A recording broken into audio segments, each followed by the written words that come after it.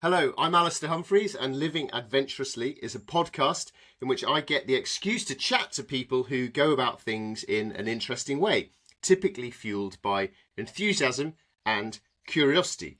And one of my driving selfish motivations for starting this podcast was to get to spend a little time chatting to cool people. And Craig Modd is definitely one of those. I am a big fan. He is a writer, a photographer, a maker of newsletters, and a long-distance walker. He's written a new and beautiful book called Things Become Other Things, and he also really loves Japanese pizza. Now, whilst a normal person would probably be most excited about chatting to Craig about his long adventures through Japan, where he's lived for many years, I've personally always been really fascinated and envious at Craig's ability to grow and build loyal and enthusiastic online audiences through his email newsletters. Now, I appreciate that might not sound very exciting to many of you, but that's what floats my boat these days. Craig, thank you for joining me today. Down from the stratosphere of your globally enormous podcast chats to me in my messy little shed. Welcome. Irashammaise. One thing you and I have in common, along with many of my previous podcast guests, is a love of long, difficult, slow, painful, boring, magical, wonderful adventures. So I think a good place to start would be, please could you just give us all a flavour of your big walks in Japan? I don't know, your biggest, your most recent, what you like to do with these walks, why you do it. Give us a flavour of your adventuring side of life. Yeah, so I've done. First of all, thanks for having me. Like I said before we started recording, I've been following your adventures for it feels like at least a decade now too. So it's great. I'm really happy to be here and chatting. Yeah, I started doing these big walks across parts of Japan. Basically, Japan is crisscrossed with a lot of old roads. It's an old, it's a country with a lot of history, and much like England. Where are you calling? Where are we chatting from? Calling in from? Where are you calling in from? I'm just outside London, but I actually grew up near your recent big walk through England, which is something I want to chat to you about later. Cool. Yeah. So like England, Europe has a lot of these big walks, big long, routes, historical routes, pilgrimage routes, things like that. And like in a similar vein, Japan does as well. Like I say that because people who grow up in the U.S., we aren't really exposed to this in the same way. I mean, there are like obviously the Pacific Coast Trail or the Appalachian Trail, things like that. These giant mega nature walks where you're just kind of like in a tunnel of trees for like 3 months. That's how someone described the Appalachian Trail to me. They said it was like, it's pretty, it sounded pretty ascetic, pretty grueling in a lot of ways, but also, sort of interesting, very American in some ways, but, where you're carrying everything on your back and you're camping and you're resupplying. But, England, all the paths, the Cotswolds, the coast to coast 300K, Wainwright's coast to coast, things like that. These are all, the Santiago de Camino de Santiago in Spain, all these routes kind of have infrastructure, right? Because pilgrims weren't camping and they didn't, they weren't carrying everything on their back. They needed food. So Japan has kind of a history of that as well. And so I've walked Tokyo to Kyoto 3 times. I've done it there's 2 main routes, and I've done one of the routes both ways, and I plan on doing the other one the other way as well. One is called the Tokaido, the other is called the Nakasendo. And I've done a lot of walking on the Kii Peninsula, which is this peninsula south of Osaka, Kyoto. And the Kii Peninsula has the only other UNESCO World Heritage certified walk in the world, pilgrimage walk in the world. So the first one is Santiago in Spain, and then the second one is this Kumano Kodo in the Kii Peninsula. And the Kumano Kodo is actually, it's like this, like almost like a spider web of walks. People kind of think of it as maybe one route. The Camino in Spain is as well. From Santiago, kind of all these different routes fan out, and they're all kind of different variants of the Camino. But the French Camino is sort of the one that everyone thinks of when they think of the Camino. So same with the Kumano Kodo, there's a bunch of different routes, and the Nakahechi route is the one that kind of most people think of.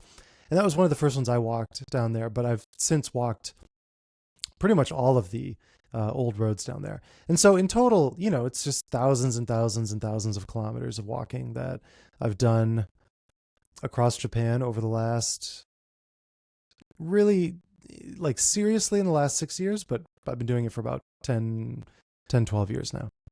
Have you ever considered getting a bicycle? I've owned 15 bikes over the last 20 years. I love bikes. Urban biking in Japan is fantastic, isn't it? Like, I love that. But it's pretty awesome. Yeah. What about sort of adventure biking? Because it's still slow enough to see places, but it's a bit bigger. You could see more of Japan. Does that ever cross your mind? Weirdly, no. I mean, I even know I own 4 bikes even now. I just love bikes so much. I mean, I don't think there's a vehicle that, or like a tool, an object in the world that like just brings you more stupid, just like fundamental joy, getting on a good bike. And I want to try all of them. Every shape of bike I want to ride, you know what I mean? It's like a little, you get a Molten, that's its own sort of weird ride versus like a mountain bike versus like a steel road bike versus like an 80s road bike versus a carbon road. It's like all these different layers. I had a Cadine bike at one point, it's like a fixed gear, blah, blah, all this stuff. It's just fun. I love bikes so much, but I've never thought about doing a mega bike adventure. And I think for me, the reason why it has to be walking is I want to minimize the amount of stuff that can kind of go wrong, right? So with a bike, you've already added several orders of magnitude more complexity to things. And I want to be forced to contend with everyone I pass. So like, I don't want to be able to put my head down. Like I want to be forced to be moving at a pace where I can't ignore anyone on the road. So I just find with bikes, you can kind of do that a little more easily, but with walking, you kind of have to say hello, especially in the countryside where you look like a crazy person. Yeah. Yes, definitely. Yeah, I love a bike because, well, for many reasons. One of which, though, is good for getting, when you're not in the mood for engaging with the world, you can put your head down and zoom away. When you've got 100 Ethiopian kids throwing stones at you in every village, it's quite nice to be able to zoom past them. But equally, walking is true immersion. No escape, no free wheels downhill. You have little rules to yourself, like you must say hello to every single person in the morning. Those sorts of things. Like you're really fully engaged with being, well, cultivating boredom, being radically present, saying hello to people in the morning. Can you tell me a bit about some of your walk rules? Because I like this. Because I mean the point is like, like I enjoy walking, but it's not like I'm fetishizing walking. It's not like walking itself is like the goal. It's just a tool, right? It's just like this kind of platform. It moves you through the world. You set a goal at the end of the day. It feels really good to do it. Like it's just this kind of catalyst for all these other things to do, layer on top of it. So I find that having rules is helpful for that. And the crux of all the rules is just, it forces you to be in the moment, forces you to be where you are. You can't teleport. That's kind of the word I use when I talk about smartphones, teleporting. They're just teleportation devices. It's like, I don't want to be here. I don't want to be on this train. I don't want to be commuting. I don't want to be, putting a podcast in while you're driving is a way of teleporting outside of, away from driving, right? So kind of fast forward things. So the goal is to not fast forward anything and to not teleport. So I'm not allowed to use social media. I'm not allowed to read the news. I find the news is like a really potent kind of teleportation device. I'm not allowed to listen to music or podcasts. I try to pretty much not touch the phone really at all, if I can. And I usually on the big walks, we can talk more about gear if you want. But like I found an Apple Watch Ultra is pretty good for loading it up with a map. I use the crazily named app Walk Outdoors, I think it's called, Work Outdoors. It's just a crazy name, but it's a really good, super configurable watch app. And like my watch, I have no notifications on my watch. It doesn't get anything. The only thing it does is it'll get a call. But my phone's always in do not disturb. So it's only VIPs that can get through. So like if my stepdaughter wants to call or like a close friend or whatever, they can get through to me and then I can just pick it up with the watch. I don't have to touch the phone. And the Work Outdoors app as a GPS mapping app, and then you're able to load in GPX files and have your route on your watch, which I find is just great. You know, the first couple of years I was walking, I would use my phone, and you're kind of constantly pulling it out and just touching that thing, and it's just nice to not have to do that. And the Apple Watch is beautiful, the beautiful display, Yeah, good very. battery life. Yeah. Well, it's interesting you're talking to me about some more high-tech navigation tools than I use on my walks and adventures. I'm more Luddite. Yeah. But so I biked the length of Japan in 2004, 2005 over New Year then. And what I remember there, that was my first time I ever saw satellite navigation. I got in a taxi and the taxi driver plugged it in and Oh yeah. it's one of those sort of mind-blowing moments. So I actually cycled the length of Japan with just paper maps, which I really loved. And one thing that I loved about Japan was that it was quite familiar to me, and it's a rich country, it's got electricity, you can drink the tap water, all that sort of stuff. So it felt similar to home in that sense, but I've often thought of it as being the most foreign country I've ever been to in many ways, in terms of the culture, the mindset, all this sort of stuff. And you are very, very good at speaking Japanese. You have a very different experience, whereas when I was in Japan, I loved it because I just had no idea what was going on at any moment, and there's a joy in that. But you have a different sort of appreciation, having it been your home for 20 years and speaking the language very well. Yeah, well, it's funny you bring up the GPS sat nav in the cars, because I also remember like in 2003 it would have been, I got in this architect's Range Rover or something. I just remember like all the layers of, like, he also had this chair in his studio that I think cost like $25,000. It was like one of those like Corbusier, like, you know, leather cow shaped, you know, chairs or whatever.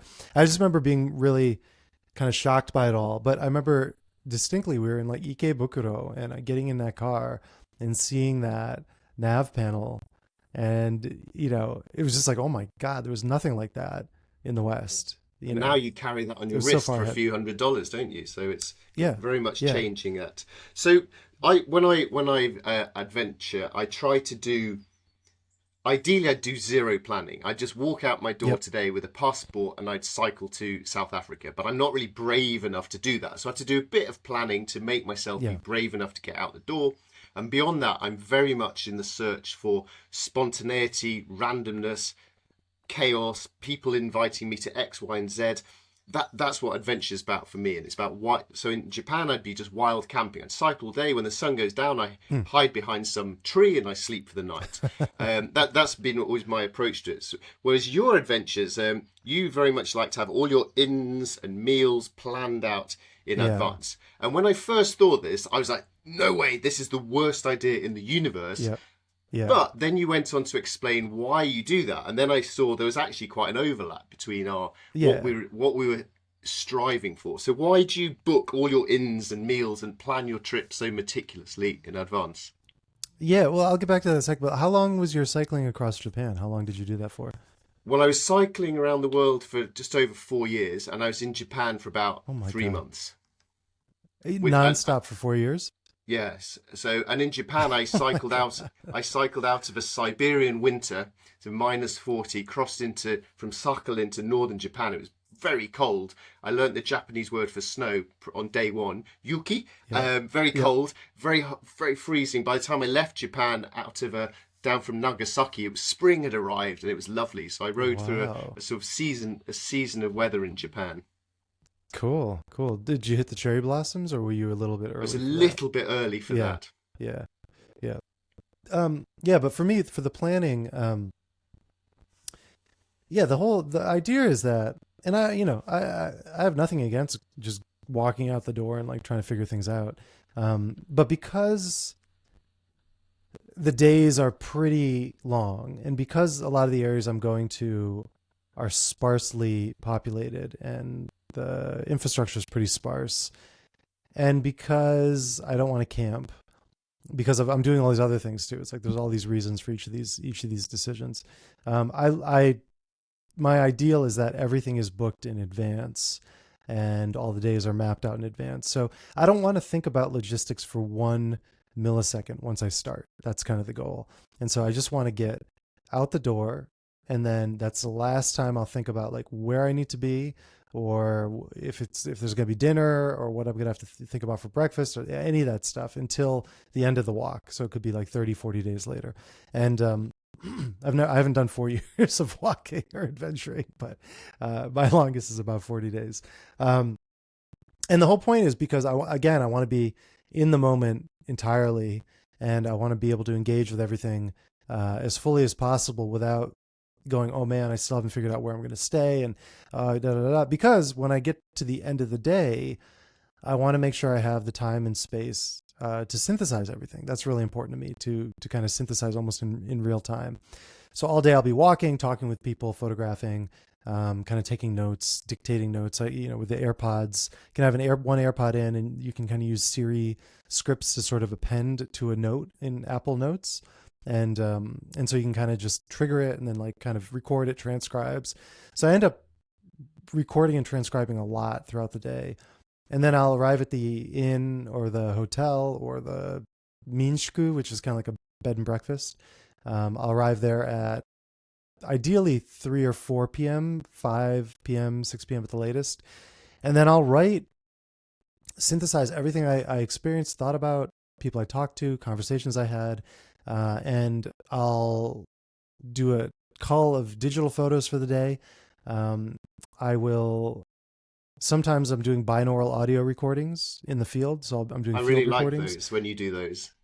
Yeah, it's really fun. And again, that's like stopping for 5 minutes at like 9:45 in the morning or 10:45 in the morning, just kind of wherever you are, and just stopping, putting the binaural mics out and being quiet for 5 minutes and just recording that. And then I've done some video stuff as well. So I've sometimes done binaural with video. So importing the video, processing the video, cutting it down. Like, again, these aren't like complicated procedures, but like you add them all together. The importing, the bringing into Final Cut, the slicing, the exporting, the uploading to YouTube, the editing all the text for the day, which can be 2, 3, 4, 5,000 words, getting the photos ready, putting that all together in the form of a newsletter, interspersing the text with the photos, making sure the YouTube links work, and then publishing that every night and doing that every day, day after day after day after day. It's a lot. So there's a lot, yeah. The adventure continues into the brain. It's not just an adventure of body, but this kind of brain adventure at night. Yeah. Something I find really interesting here is that I think you and I, from our so I've done some long walks as well. I think from our long walks, we're essentially after the same thing. I'm trying to do it through no planning while camping. I also take notes constantly while I'm doing it, but I have a tiny little notebook and a little pencil so that I can write while I'm actually walking. You're doing it, you're Syrian, the transcription. And so it was kind of doing the same thing, which is about trying to be radically present and fully immersed in the trip, isn't it? But I'm wondering why, and maybe I'm asking this for myself as much as for you, but why do you feel the need to make your walks take a shape, as you describe it, to take a shape through books and photography? Do you ever just think that the walk is enough, that you're just going to go on a walk, take no notes, not tell anyone what you've done, and just have a silent adventure just for you? Or would that be a diminished project? Yeah, I mean, the giving it a shape isn't. It's just a nice. It's a nice stroke of luck that people are interested in the things that come out of it. But I'm not. Would you be doing these things if only 3 people were reading your blogs and newsletters? Would you be doing it anyway?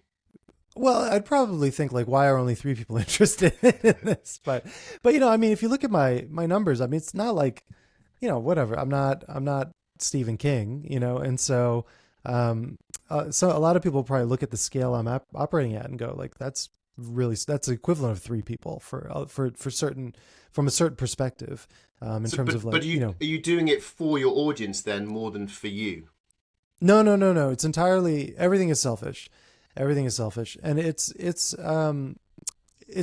entirely to trick myself into, it sort of started with tricking myself into I was really hungry for guidance and deadlines and a kind of strictness of production. I think my whole life I've struggled in my teens and 20s with real work ethic. I mean, I've managed to accomplish and get a bunch of stuff done, but it always felt like I was operating at a real diminished rate. You know, just it wasn't the, I don't know, just I could be doing more. I could always be writing more. There was a kind of laziness or whatever built into life. And for some reason I saw the walk, the first big walk I did that was sort of public-ish was 6 years ago. That was from Tokyo. Well, it was Kamakura to Tokyo, Tokyo to Kyoto. And, that I did the SMS project with. So that was just one photo a night that I'd send out with like 2 sentences. So it was very small, but there was something about doing that which made me, even though it was really tiny, reflect on the day. And then from that, it kind of began to grow more and more and go, oh, okay, this is interesting. And then at the end of that walk, I had a blurb book put together that was only for me. That was kind of a record of the walk, and people could respond. I couldn't see the responses in real time. They were all put in a database. Then I hired this book designer to design it for me so I couldn't see it. And then the book arrived at my house, and that was my first time kind of seeing everyone's responses. And there was something about that being turned into an object, even though it was just for me, that I was like, okay, yeah, this really helped me, I think, believe in a certain work ethic that I maybe had wanted to get to and didn't know how to get to. And now I was starting to see it. And so that was really critical. And then just the joy of having some kind of tangible artifact to make real that experience. Like when I was working at Flipboard, I had this very short stint of working in a company. It's the only time in my life I ever became an employee of a company. And actually the day I joined, I initially went out as a consultant. And then of course they're like, oh, we want you to join full time. I was like the 8th employee or something, we want to give you equity and blah, blah, blah, all this stuff. The equity ended up being worth 0, but you kind of sign. And I remember that day I signed, it felt like I was dying. It felt like I was signing. I didn't want to know any of the benefits I was getting. It just felt so against, I think, what I had cultivated. I was 30 years old when I did that. And it just felt so against what I had spent my 20s cultivating, this signing into a company. I don't know. There's something pathological about that response to it. But for me,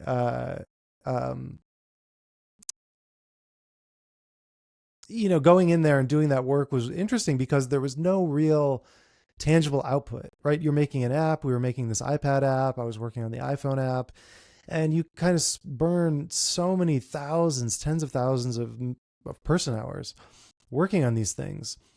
And there's no artifact on the other end. And then like the version gets updated, and 3 months later, the APIs are different. So you can't even use an old version of the software. It's, software is very, very weird and tricky like that. So what I did at the end of that stint of working at that company, which I didn't last very long. And I from the beginning, I kind of told everyone I wasn't going to be there for very long. Everyone still got mad at me when I left.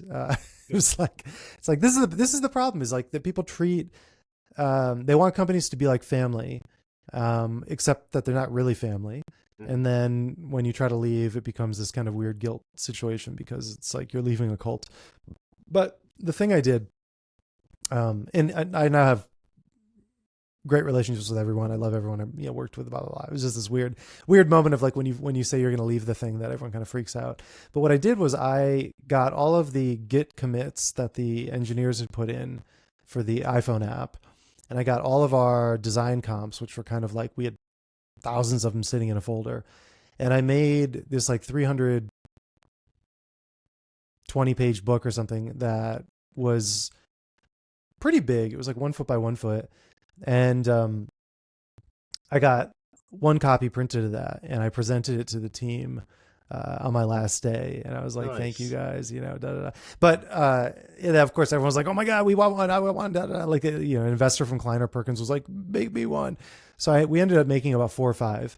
And it's funny. That is literally the only evidence that any of us had ever done any work at that company. Right. Gosh, it's yeah, like, yes. The app still exists, but not in a form that, or in a form that we worked on. So that's always for me, books. The tangible output. The tangible output is important. How do you take something that's ephemeral, give it shape? And honestly, I think one of the best pieces of technology we've ever invented is the book. It's easily reproducible. It doesn't require batteries. It powers itself. As long as you're not in a humid, wet environment, it's going to be pretty good for a pretty long time. Yeah, I just read a lovely book about the history of papyrus, which is a very niche topic, but yeah, just thousands of years, this thing has been revolutionizing our lives. So making that book at the end of that first big walk really moved something in my heart, and I think that set me off as like, okay, we need to do more of this. How can we do more of this? Because it just gave more purpose for me, selfishly, for the walks, and it made me more attentive. It made me work harder. I definitely wouldn't write as much as I do if I didn't have the pop-up walks, if I didn't have the pop-up newsletters, or the book as a goal at the end, the very, very end of that chain of action.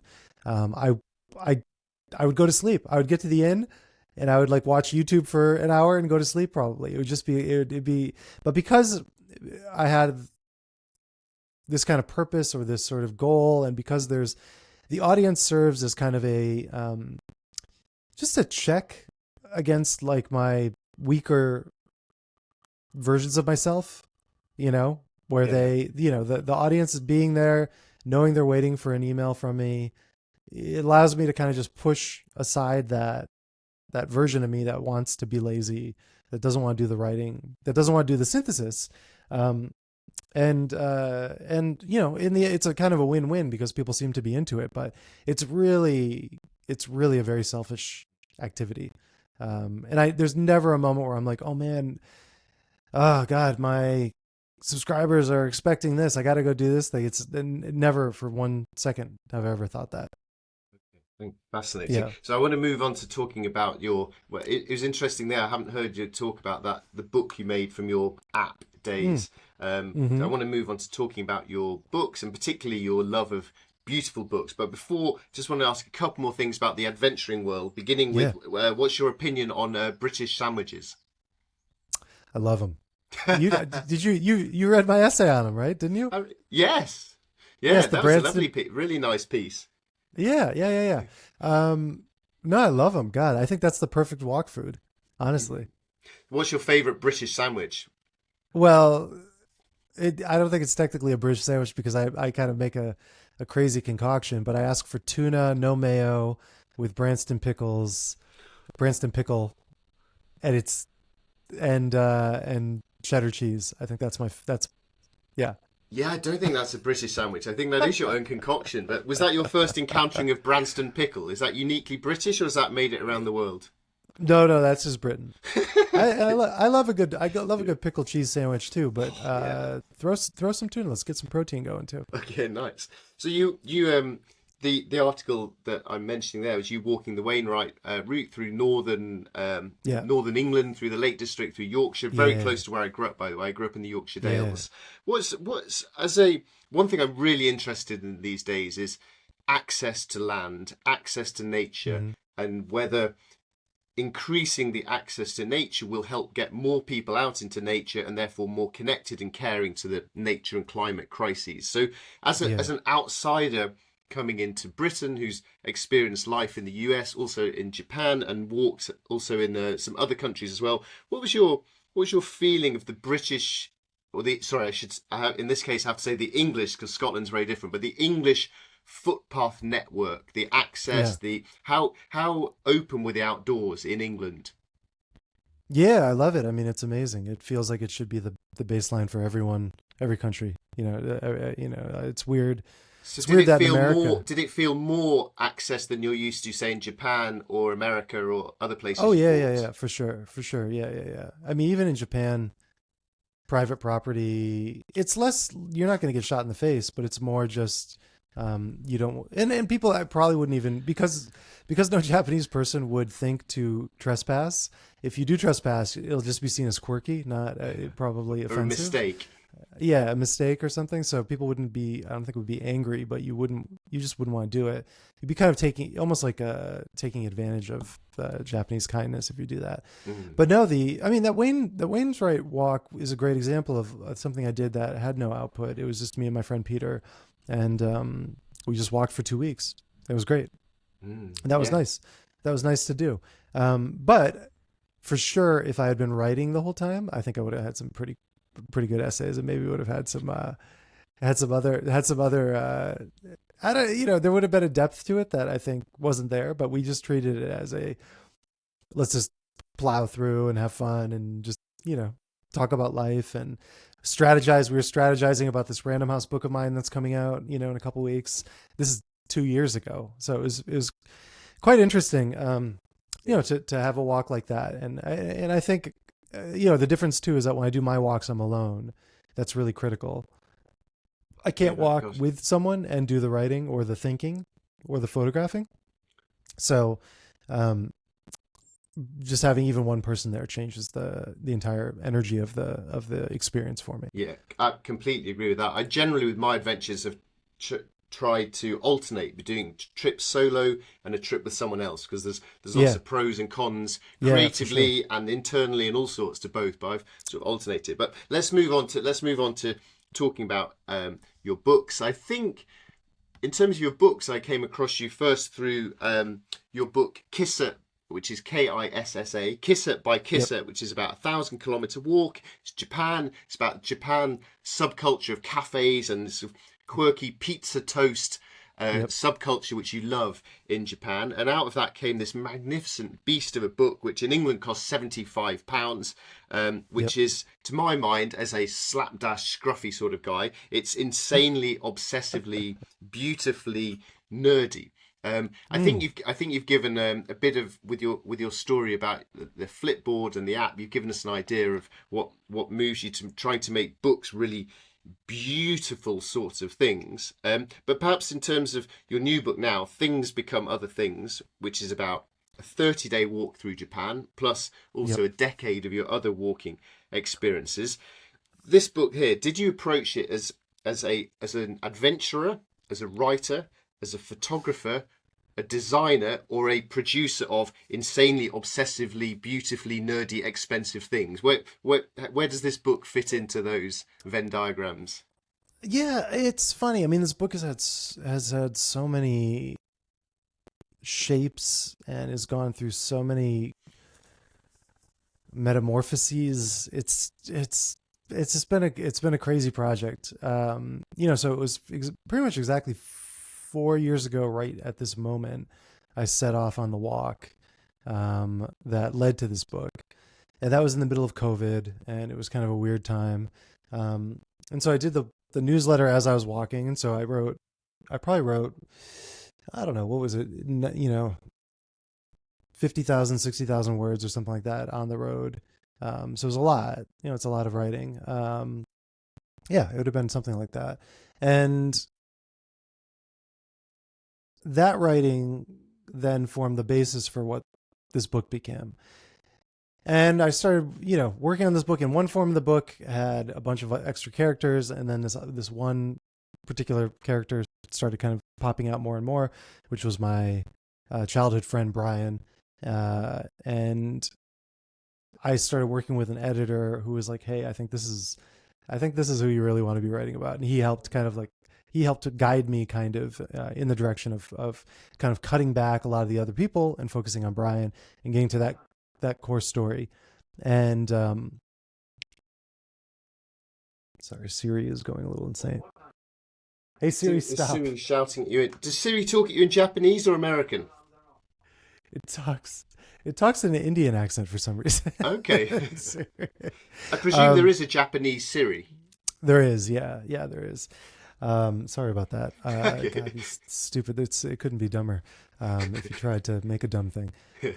And so anyway, Brian kind of took the front row. And then the more I thought about it, the more there was kind of political undertones to this book. And I thought, okay, this could be an interesting book to bring out to a bigger audience. And when you sell a 75-pound book, you're just limiting your audience. Kissa by Kissa we're right now finishing the sixth printing of it, which is insane. Which means we've sold basically 7,000 copies of that book, which is a lot of expensive books. Like that's wild. You don't sell that many books normally, and so that's great. But obviously, a trade paperback or trade hardcover priced at £20 will be a lot easier to sell, even if it's not quite the same level of beauty or refinement. Yeah, In terms of how is production? your design creative obsessive freak nature? I mean, you send these emails, which I love, like thousands of word emails about the latest iteration of your cover font and stuff, and I'm like, Yeah, wow, this guy yeah. operates different to me. So how have you found now moving towards the mainstream thing where presumably you don't have so much obsessive creative control? Are the compromises and Yeah. ugly bits, has it been hard for you to lose a bit of Well, control? to do a long story short, I pitched to a bunch of people. I got rejected by a bunch of people in New York, and then I was resigned to just doing this book myself. And I was like, okay, great, I'll do another $100, Yeah. super book. And like 90% of the way through that, Random House reached out to me and was like, hey, we love it. We'd love to buy, da da da. And so I ended up striking a contract with them where I maintained fine art rights and they got the trade rights. So it's pretty special. And that allowed me to be as psychotic, obsessive, make this crazy fine art edition that, costs $100 and is full color and beautifully printed on Heidelberg presses and blah, blah, blah, all that stuff. And then for Random House, I doubled the length of the book.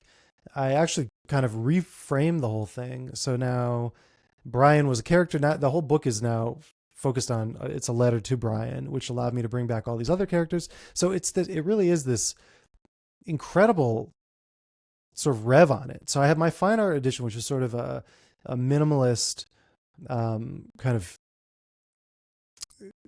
cinematic Craig Mod cinematic universe fans will be able to process it if you know about me. But it doesn't go back. It doesn't go to my history really at all. It doesn't really give a lot of context. And Random House is like, hey, you're going to have a bigger audience, so you need to give context. And so actually doing that context writing was really powerful and opening up and whatnot. So I kind of, because I'd done my version and because my version to me represented a kind of perfect design version, right? Like there was no compromise at all.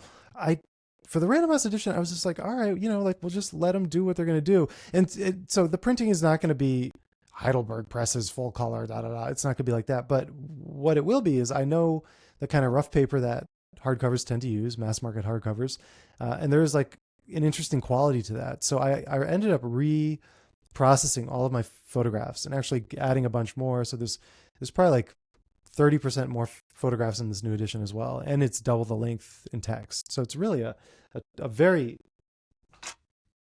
evolved version in a lot of ways, and and the photos were reprocessed with an eye with the knowledge that it's going to be printed on this kind of paper. So Yeah. it's black and white, really grainy, kind of crank the contrast so things would look good, printed like this. And I designed the cover basically, so like they sort of let me do that. They resigned to let me do that. That's a rare thing in the mainstream book world, isn't it? So Yeah, it's I interesting they trust you on that.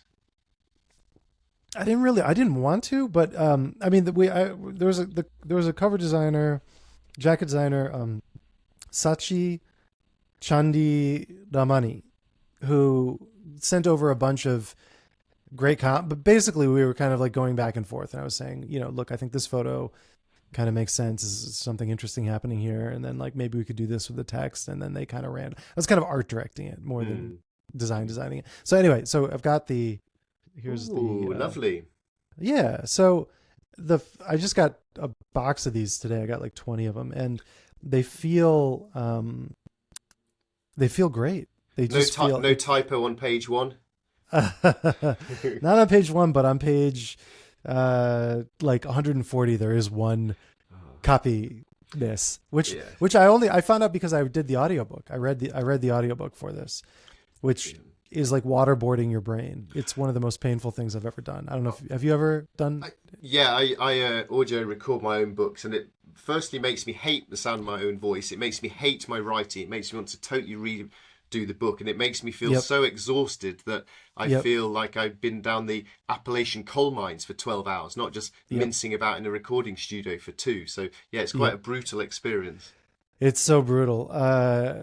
Yeah, I mean, walking 40K in a day is a cakewalk Yes. compared to doing 6 hours of audiobook recording.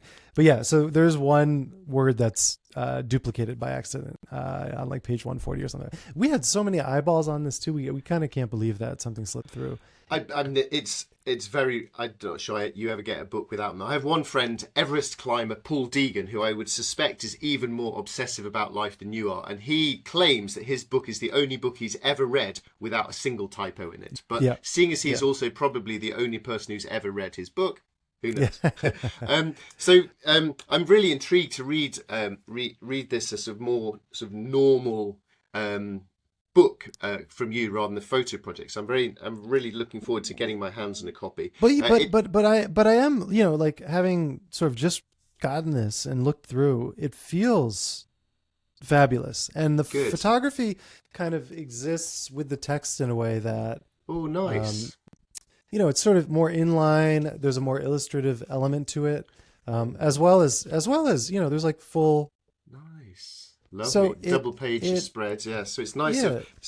British people might know of Robert Macfarlane or William Sebald's books. It's that sort of meditative travel photography. Very, very Sibaldian. I mean, Rings of Saturn was what I was thinking of as we were doing the design of this. Well, that was the very first much. book that popped in Yeah. my head when you showed me that. So I think you're well on those tracks there. So yeah, well, I'm Good, very good. much looking forward to reading it. Your book, you said that this came out originally from a series of walks. You wrote 60,000 words of newsletter copy during those things, which is a great skeleton for a book. You do what you describe as your special projects, which essentially is a membership scheme where people voluntarily pay. Not and a then scheme. I said not scam. It says scheme's not a derogatory word in England. That's fine. That wasn't an insult. Yes, don't worry. I'm not calling you a grifter. It was a.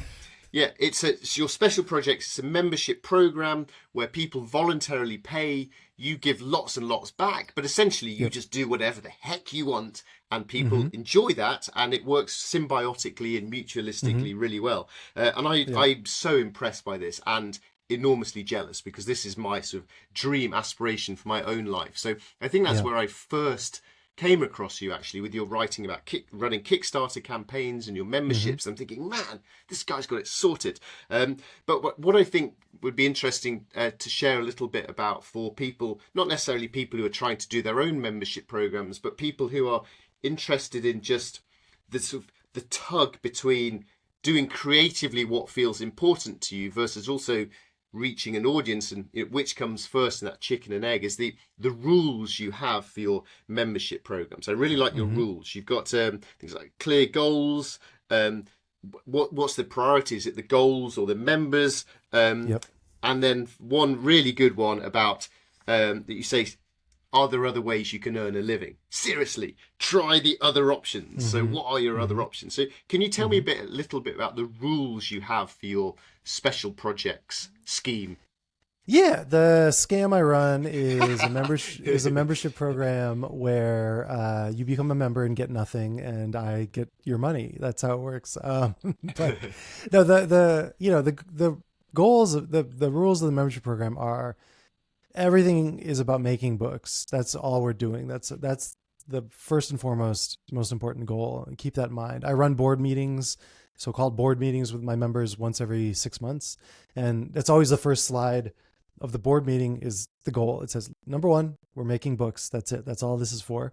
Number 2, if any educational stuff happens as a corollary to making the books, along with making the books, great. But everything we're doing is in service to doing better bookmaking. And even the board meetings themselves, it's not about doing that for members. It's about doing it for me to help me plan, help me reflect on the previous 6 months and plan the next 6 months better to make better books. That's really what it boils down to. But it just turns out, it turns out that if you instead of, I don't know who these people are that can just like do year-end review alone in a room, and like be like, oh yeah, that's what I did last year, let me do this better. I can't do that. I got to talk to somebody. So it could be a dog, it could be humans, it could be whatever, but there's got to be someone that I'm talking this through. And so the members, it turns out a bunch of them want to listen to me talk through this stuff. And then getting questions from them also helps me reflect on what I've done, what I'm doing, why I'm doing it. Helps solidify reasoning, rationale. And in the end, again, just leads to better book work, pushing us further down those paths to producing books. And then the archive of all that stuff, slowly but surely over the last 5 years, it's been 6.5 years since I started the membership program, but really 5 since I've been doing anything that has an archive. That's grown into this huge corpus of stuff that when you join as a member, you get access to it all. And I keep it behind the membership wall, not because I'm like, oh, this is so special, only members should have it, but because by having it be limited in audience, it's easier for me to be vulnerable and honest in a way that, if I'm doing an Instagram Reels for 30,000 people, then, I'm not going to be as vulnerable. It's a little more difficult to be honest. That's interesting. I hadn't thought of that aspect. Yeah. Yeah. So the membership program, that's really honestly one of the greatest things is that just by having that paywall, it creates this bounded space where your audience is more limited. And through that limitedness, you're able to be a little more intimate and honest and open. And that way, whatever, if I'm doing a board meeting and I let a slide slip about revenue or whatever, it's like that I didn't mean to show something stupid like that. Like if it's tens of thousands of people, that's pretty stressful. But if it's just a couple hundred, you just go, okay, yeah, and whatever, it's not a big deal. And so it just allows you to be a little more honest about those things and maybe be a little more politically honest as well, where you're not trying to not offend the other side because you're, because you believe in healthcare or something like that, which is like it's like, I really believe in healthcare, and people get freaked out if you say that. It's sort of scary, the big, wide open social network spaces. So it becomes a self-selecting group of super fans, people who want to see you succeed, who want to give you the benefit of the doubt. And so that honesty is kind of embraced by that sort of audience. So that's and it helps, aspect. And it just helps me be more honest with myself about why I'm doing what I'm doing. Yeah, that's really interesting aspect of. I'd never considered that aspect of it before. So another part of your projects, your membership things. There's I've spent quite far too much time trying to have like 1 million fans, and then realizing that actually only 50 people really care about riding bicycles and sleeping in tents. So trying to learn what is the natural size of my interest pool. And the classic Kevin Kelly essay of 1,000 true fans has really become my guiding principle of how can I make what I do a viable lifestyle, a business really. But what something really interested me is that you're considering capping the number of your members. Now, this is a problem I definitely do not face myself, but why on earth would you cap the limit of your members? This is really intriguing. Yeah, well, this is again to maintain that intimacy. And look, I'm not at a place where I feel like, oh yeah, it's time to cap it. But I do think that if you cap it, and then you have essentially a waiting list for people who want to join but can't join, and then it would just be like a first in first out sort of situation. One of the things about membership programs is like you're constantly dealing with churn, right? So it's like total number of members over the last 6 years is way, way, way higher than current active members. And so, that's just part and parcel of these things. And I think if you had a cap and you said, look, we're full and I'm not going to let more people in than this, when that membership is going to expire, it makes people think twice about, do I want to give up my spot? And I think there's something really powerful and interesting about that. And also it just feels a little like punk rock to be like, no, I don't. Not only do I not want, 1 million people subscribing to this stuff, like I'm not going to let a million people subscribe to it. So, Yeah, I like it. Yeah. Nice. I like But, it. I like the idea of, I want to join, I can't join, I'm on the waiting list. And then when someone's about to like renew, they have to go, oh man, but if I give this up, I can't join again. And then I lose my spot. And then, da, da, da. Like, it just creates a kind of interesting scarcity that I think you don't feel online that much. And it's kind of cool. I think NFTs tried to do this. This was kind of part of the allure of NFTs, back 10 million years ago in 2020, when everyone was buying, racist monkey JPEGs and stuff like that. And part of that was a false scarcity. But I think you could do it in a way that doesn't feel disgusting and has more meaning than a random JPEG. Yes. Yeah. So I mentioned there Kevin Kelly and his essay, 1,000 True Fans. I bang on about this approximately once a week. So any listeners who hasn't read that and is trying to be in some sort of way creatively self-employed and not go totally insane and constantly compare themselves to people way more seemingly successful, you should read 1,000 True Fans. But that leads me on to talking about the walk and talk things that you do. And a year or so ago, suddenly all these people who I find fascinating online all started talking about, hey, we've been on this walk. Jason Kotke, whose blog is the only blog I'm still reading after 20 years, and other cool people. So you mentioned earlier that you really like to go on walks by yourself, and you get a lot out of it by yourself and creatively and things. So, but you also now organise these walk and talks where you and a few of your friends go off and walk somewhere and talk about stuff. So what do you do? Why are they great? And should we all, in our own little groups, go and do these things with our own friends? Yeah, well, I mean, a lot of times it's not friends. It's people we've never met. So Kevin Kelly and I started running these about, I guess it would be 2017, 2018, somewhere around there. We kind of went on the first one 2016, but it was only 3 of us. It was sort of a prototype that then led us to go, oh, this is really cool. We should do more of these. We should do these at like a bigger scale. And then we had a couple where basically it's 8 to 10 people. 8 is the ideal number, we've kind of realized now. And we invite 6 people, 7 people, 8 people on a walk with us, plus us, the 2 of us. And then the ideal is 6 days of walking, 7 nights of dinners. And every night we do a 3-hour Jeffersonian dinner, which is one topic, one conversation around one table. And so we have to, it can be logistically kind of annoying sometimes, depending on which country we're in, where we're doing the walk. But you get a table, ideally a quiet-ish environment. So England is actually the hardest place for us to do these, because it's all pubs and it's impossible to find a quiet space in a pub. And when you have to listen to people across the table, it's really, really difficult. Really shouting difficult. about soccer and stuff. Yeah. And Brexit. Yeah. So England, it's funny. It's the best. It's probably the most easy place to do the walks. It's the hardest place to do the talking. So, but even though we've done Cotswolds twice.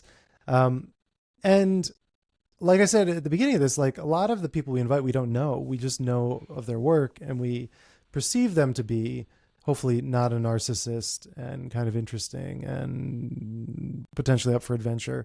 And we kind of really bang on it when we invite people. We send out these invitations to folks, and we really say, like, look, you have to be ready for an adventure. Like, you have to be really willing to roll with punches. And the cost of these things is not a lot. We just did Spain a month ago, which was amazing. That was really wonderful. I think the Camino de Santiago, the French way, is probably one of the best places to do this. So if you want to organize a walk and talk, and you want luggage forwarding, so you can invite people of all ages, and it doesn't require intense physical capabilities, so you don't have to be carrying a week's worth of stuff on your back.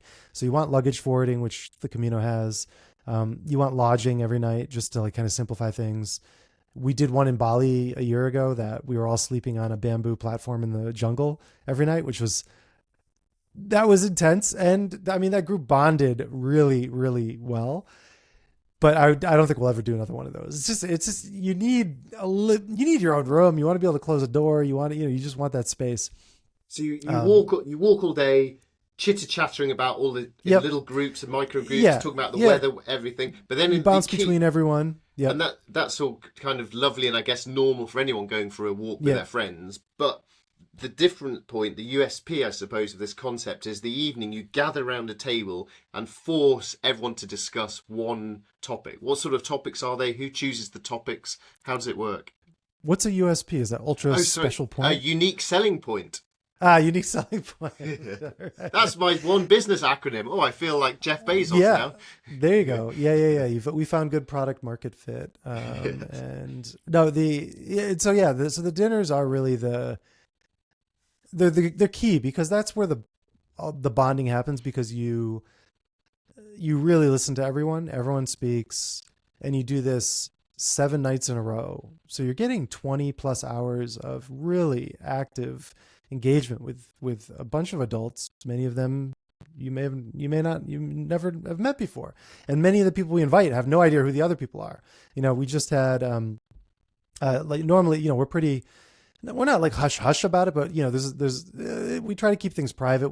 There's no social media allowed during the walks for the most part, and we tend to not talk about or post photos of people that have been on the walks. But like on the last walk, I don't think these guys would be mad that I doxed them. But like, what's really fun is putting together different folks that you wouldn't expect. So like, lovely. David Eagleman was on this last walk, who is this incredible neuroscientist who is probably going to win the Nobel Prize. I mean, he's just this freakishly pulsing brain of a human, but also just so kind and just zero narcissism, zero ego, like just really wonderful guy, but like deep scientist guy. And then we had this character actor, this amazing, brilliant character actor who has been in Hollywood for the last 35, 40 years. He's been in 190 movies and TV shows. But like, sort of inhabiting a very different place in his body and mind. And so to be able to have like guys like that across the table from each other is a lot of fun. And so, we'll talk about things like on this last walk, one of the topics was, are humans inherently good or evil? It's like, wow, fantastic. It's fascinating. So this feels to me like it reminds me of like a gathering in Britain called the Do Lectures, which is a series of people doing talks, kind of like TED Talks. But the organisers, David and Claire Hyatt, they really carefully gathered together the people who come to it in order to fuel all these interesting conversations beyond the speaking stage. And by the way, you should contact them. They would love to have you as a speaker. Like nerdy design, adventure, computery stuff, boom, perfect for the Do Lectures. And anyone listening to this, if you haven't seen the Do Lectures, check out some of their lectures online. They're really cool. I'm way ahead of you, man. I did Do in 2010. Oh, did you? Yeah. Oh wow! Gosh, back in the day. Okay, so I'm guessing that yes. Okay, sorry, you're way ahead of me, but yeah. David is wonderful. I love him. I love everything they do is pretty magic. Yeah. So like we had one of the talks was like it can be broad like that, or it can be more focused.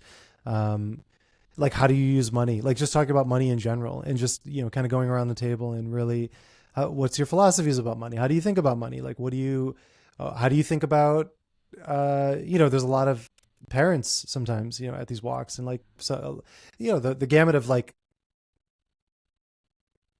successful, but not wealthy to literally the second wealthiest person in the world. Jeff Bezos joined one of the walks. That's the gamut of people that can be on these things. This is before Jeff turned a little, icky with all of his doing all this political crap. This is before that. It was right before all that started. So and going on a walk is a wonderful leveler, isn't it? Everyone gets sore feet. Everyone gets hot and sweaty. Everyone's hungry. So it's a lovely leveler and an icebreaker. So I think this is a great thing for people to set up with their own little groups. It's amazing. Yeah. And in fact, the walk and talks, we've enjoyed them so much, and we've done so many of them now, that we wrote up, everything we know about walk and talks. Kevin and I wrote up this huge document. Which is brilliant. Yeah, it gives you the full blueprint. Yeah. Anyone can emulate this. The hardest part is finding like six or seven people that can take a week off. That's honestly the most difficult thing. And it's a lot of it's yeah. I was just gonna say a lot of it's having really understanding partners who allow the one half of the relationship to leave for a week. Yeah, absolutely, which is an enormous, often neglected aspect of being lucky enough to go off and do adventures. You mentioned in your road and your newsletter once that sometimes the only way adventures can be had is to shove them in against the tide of life. So trying to fit adventure in is a hard thing. I'm conscious of time, so I want to ask you about just one final small little topic, which is close to my heart in terms of my current obsession with nature disconnection, with society becoming disconnected from nature, and I believe that having huge spin-off effects, why basically no one cares that the planet's burning and no one's doing anything about it. So the more we can connect with nature, that we start to care, we start to feel responsibility. That's my sort of big thing that I'm obsessed with these days. So it made me really interested to read your recent piece about litter in Japan, because Britain's covered in litter. It's a horrible amount of litter in Britain, and I'm really interested to get your thought from Japan about what litter says about societies and individuals and our sense of responsibility and connection to place. That's funny. I mean, I don't have an image of England as being very littered. Oh, good. Well, I guess you've been to the Cotswolds and the Wainwright Way, so that's good to hear. Well, even London doesn't feel, like Paris I went to a couple of years ago and I was like, what the F is going on here? It was so dirty. I love Paris, but it does smell of wee. Yeah, wee and just garbage everywhere. And it was just crazy. I was like, what is this? It was like going into a war zone or something. But no, London me feels, London feels really clean and whatnot. Okay. Well, tell me then about litter in Japan. But this is a good example of so if you came, you should join us on a walk and talk sometime. Like, and you come on a walk and talk, and one of the topics should be exactly like this: why aren't more people caring about climate change? Like, that could be the topic for the night, we'd kind of workshop it a little. We do a little workshopping. Kevin's really good at kind of teasing out a more, because people tend to sometimes be overly specific. So Kevin would kind of tease maybe at it a little bit and be like, why aren't we more aware of climate change? Why isn't the average person paying more attention? Or are we overreacting? Like, is it actually better than we think? Like, are we going to be okay? Like, the narrative is that we aren't going to be okay, but actually, is it going to be fine? Are we, if you look at the real numbers, so anyway, we for 3 hours, you could kind of go into all this stuff, and there'd be probably someone at the table that was, we had Saul Griffith, on one of the walks, and he's one of the biggest climate change, electrification proponents. So moving everything to electricity, so electric everything, and then, creating clean energy to power all the electric things. He's an incredible Australian guy. So, again, just so freakishly smart. And he's done a TED Talk about exactly like the slope of electrification and all that stuff. And he talked to Saul, and it's really funny. It's because, these people who are kind of right at the edge of science and technology, tend to have this sort of view, or they can kind of see maybe 5 to 10 years further down than the average person can see. And Saul is pretty optimistic. This is like 2.5 years ago when we were talking, and he was, pretty, and I think actually there's some numbers that just popped up today about in the US where I think 50% of energy being produced now is clean, something like that. So it's not fossil fuel related, energy production. And then solar, the cost of solar. Britain, who's the godfather of the Industrial Revolution and coal, we've gone green essentially. So yeah, there's definitely a case for that. There's a good podcast I like called Outrage and Optimism, which is 3 climate experts talking about different topics, and that's quite good. I like that for getting outraged, but also having some optimism and hope. But tell me that. But Jason, sorry, Craig. I love your story about trying to leave litter in Japan. So go into a cafe and give some guy your trash, something like that. Yeah. The Japanese attitude to litter is important for British people to Yes. learn. Yes. So yeah. I love you're such a good keeper on tracker. It's good. But I just want to use that as an example because for that is like that's a great example of a walk and talk sort of dinner conversation. And you can just kind of go on and on and on about it. Like, what can we do? Okay, what are 3 things that we could all do to make people more aware? And then talking about garbage in Japan could be one of the things, like why doesn't Japan have garbage issues? And it really is. It's just this cultural phenomena where anything that you produce that's garbage is your responsibility. It's not, there aren't public trash cans throughout Tokyo. There is no culture of like, oh, I've got something to throw away, let me like tuck into this shop and throw it in their garbage. It's funny because it's like you're carrying a Snickers bar and you're fine. Okay, yeah, I got my Snickers bar, I'm doing a walk, I'm in a park, blah, blah, blah. I eat my Snickers bar, and then suddenly, like, the wrapper is toxic waste. You're like, I can't have this. I don't want this in my pocket. Oh my God. But it's like, it weighs less than it did before. It's, it was the exact same thing you had 3 minutes before you ate before you ate the Snickers. Why is that suddenly such a toxic asset for us? And then you start searching for the garbage can. on some of these walk and talks in Japan, we've had, Americans and British people, whatever. And like, people will, we'll be in the middle of nowhere and we'll have like a lunch box that we're carrying, like with the onigiri rice balls and stuff for lunch. And we'll eat lunch in the middle of nowhere in a forest. And then they will just obsess for the next 2 hours about finding anywhere to throw that thing away. And this mentality of once something becomes quote unquote garbage has to be thrown away. And it's not my responsibility to hold this thing is a weirdly Western concept. And over here in Japan, it's like if you produce trash, that's your responsibility. It's like if you go to the park, it was cherry blossom season a couple weeks ago. The parks are full of people. You go to the park the night after the cherry blossom parties are all done. There's no garbage left in the park. Now, in the bigger parks, they do have garbage cans for these seasons because it is just like such a massive stuff. But you go to Valencia Park in San Francisco on any Sunday at like 6 p.m. and it's like just covered in trash. It's like everyone just leaves everything out there. I love the Japanese soccer fans at the World Cup cleaning up the stadium afterwards. Yep. It's wonderful.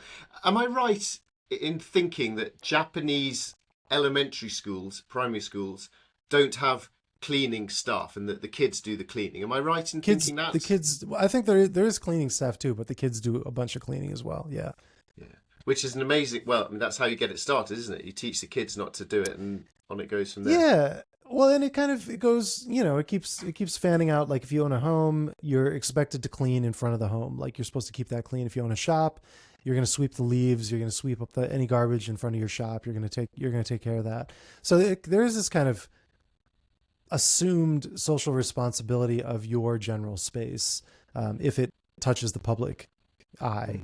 And people don't even think twice about whether or not they should do it. It's just, that's obviously what you do. It's why you put pants on in the morning. Like if you're cisgendered male identifying person, and you go out in the world and you normally wear jeans. It's like, you don't just go out in underwear for the most part.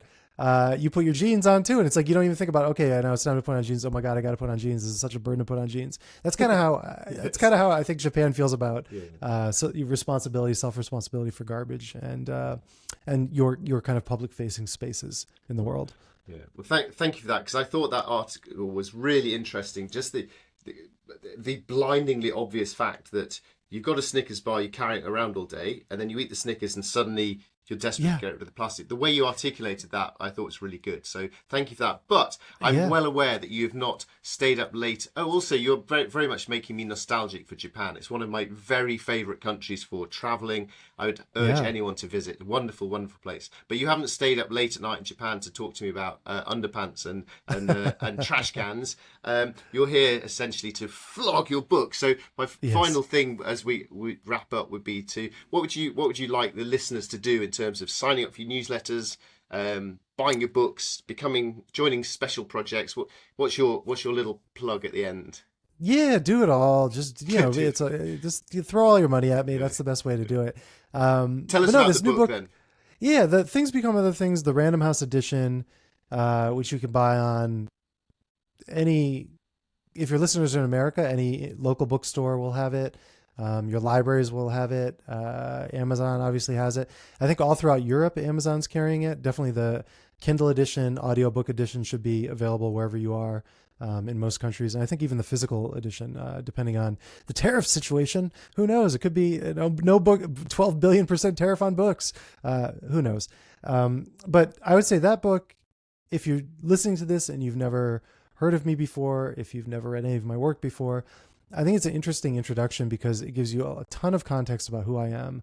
It talks about how I came to Japan when I was 19, what I experienced and felt when I was here. And then it goes into the philosophy of my walks. So like why I walk, what I get out of it. And I had this kind of walking mentor, this guy named John, who he's also introduced in the book. And we talk a lot about how John sees the world and how that's influenced how I see the world. So I think that's a great place to start. But also go to my website, craigmod.com, and you can sign up for my newsletters are free. The membership program, special projects, the main benefit you get from it is discounts. So if you want to buy Kissa by Kissa, which is $100, you can get $40 off if you become a member. If you want to buy the fine art edition of Things Become Other Things, you can get a discount on that. If you want to buy, I have some photographic prints that are for sale, fine art photographic signed prints. You get discounts on those too. So that's kind of, I'd say, the way to approach it. But Things Become Other Things, the Random House edition, is a book I am just so proud of. It's a beautiful object, even though it is mass market. I think the photographs came out so well in this edition. The editing, the version of the book we got to, I'm just so proud of. And I'm so excited to have this out in the world. So I'd say start there, and then you can work your way into the other stuff. Brilliant. Well, thank you so much, Craig. I hope your book does fantastically well. I always enjoy it when your newsletters land in my inbox, and I particularly enjoy when you go off on your walk and you do these funky pop-up newsletters, which are for the duration of your walk, and then the list is deleted. So I'd urge people to sign up for those as well. But keep doing what you do. You've been a real inspiration to me over the years, and I'm really delighted to have had the chance to chat to you. So thanks very much, Craig, and good luck with flogging the book. Thank you.